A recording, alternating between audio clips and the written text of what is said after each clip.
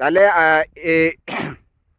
কলাবাড়ি যে মরিচটা আপনারা চাষ করেন তার তুলনায় ডাবল ফলন মনে হচ্ছে। হ্যাঁ তাহলে আগামীতে এই মরিচ আপনারা চাষ করবেন। হ্যাঁ।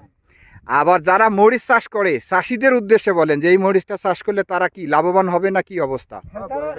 তারা লাভবান হবে, অবশ্যই লাভবান হবে। হ্যাঁ।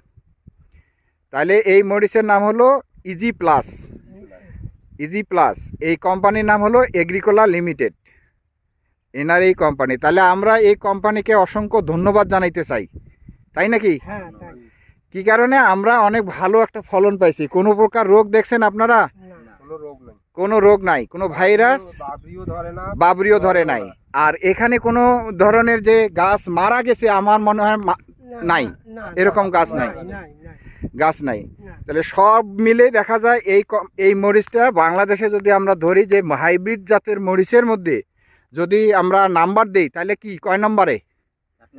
এক নম্বরে এই মরিচকে আমরা ধরতে পারবো নিঃসন্দেহে।